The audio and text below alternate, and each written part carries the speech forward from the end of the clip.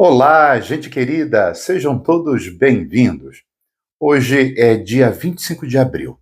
Celebramos a festa de São Marcos Evangelista. Marcos não foi um discípulo de Jesus, pois quando Jesus já estava no final da sua vida, foi que Marcos, ainda garoto, conheceu o Senhor. Foi na casa dos familiares de Marcos que Jesus celebrou a sua última ceia. E na mesma casa desceu o Espírito Santo sobre Maria e os apóstolos, no cenáculo. Cenáculo, a casa de Marcos, é o lugar da última ceia, o lugar da reunião.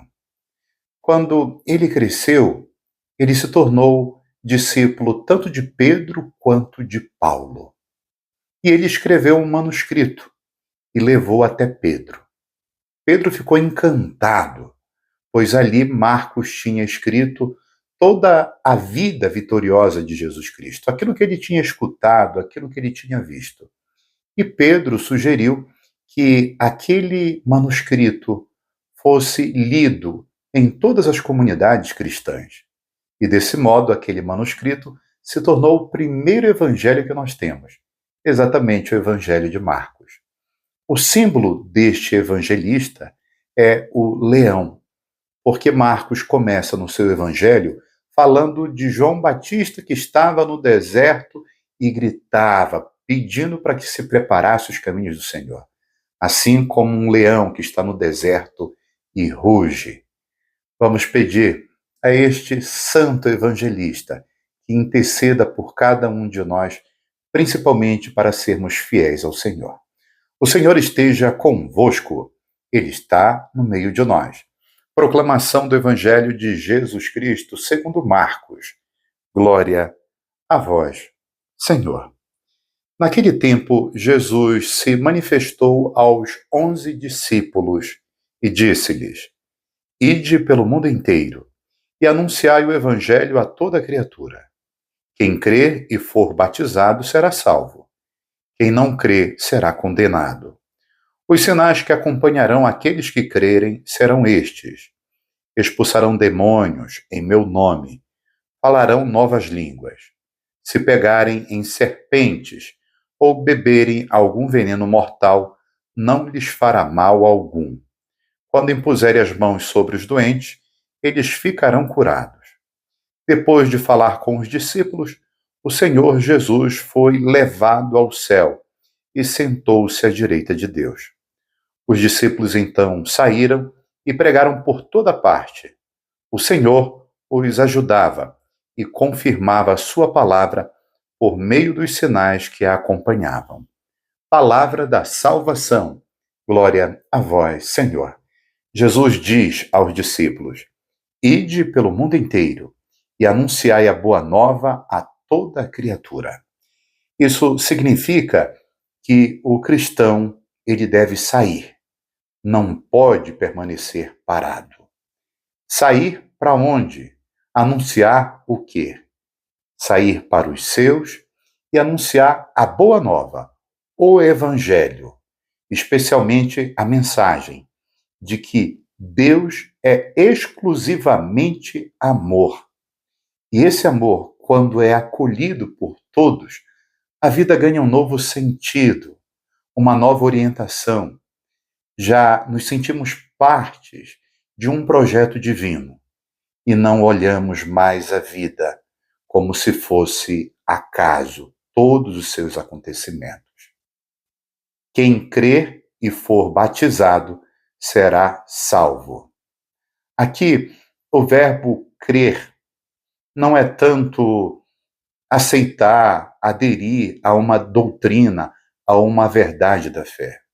Mas crer significa tomar para si o amor de Deus e o projeto de Jesus Cristo.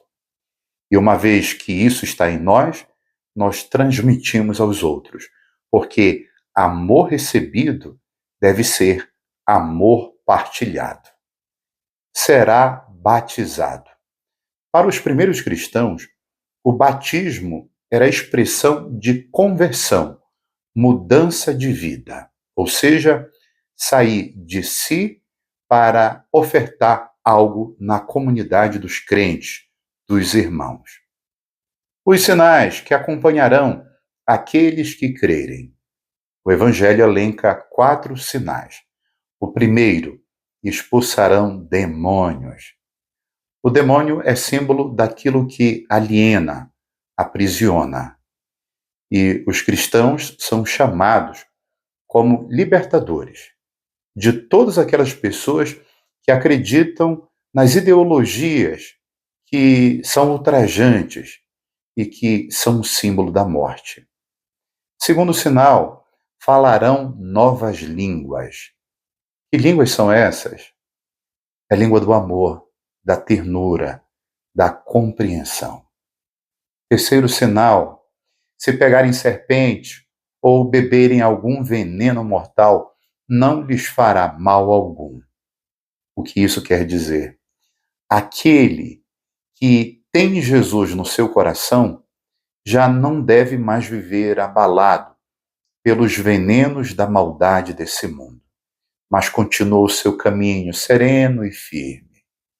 E o quarto sinal, que é interessante: se visitarem os doentes e impuserem as mãos, eles ficarão curados. É assim que está escrito na nossa Bíblia traduzida para o português. Mas na língua original, que é a língua grega, diz o seguinte: se impuserem as mãos sobre os enfermos, eles receberão todo bem. Todo bem. Isso é para dizer que quando nós visitamos um doente, não significa que ele ficará curado, mas significa que ele sentirá um bem em ter recebido uma bênção. E aí pode ocorrer a cura ou não. Mas o que fica é que os cristãos são convidados a visitar os enfermos. E você tem visitado teus amigos, parentes que adoeceram? Ah, mas eles não querem receber visitas, eu não quero incomodá-los. Talvez seja desculpas. Pense nisso. Depois, por último, fala que Jesus, tendo conversado com os seus, foi elevado ao céu. Céu é o lugar da morada divina. Jesus elevado é o símbolo de que sua natureza humana é mais ainda a natureza divina. Ele é Deus. Jesus sobe não para se afastar dos homens, tanto que ele deixa os homens para continuarem a sua missão, a continuarem o seu projeto de vida. E Jesus continua presente no mundo através daqueles que creem, que anunciam a boa nova e que são operantes a partir do amor. Vamos pedir ao Senhor que este Evangelho nos ajude na autenticidade da nossa fé e ao chamado que nós recebemos de Jesus Cristo. Um forte abraço, que Deus te abençoe. Salve Maria Imaculada.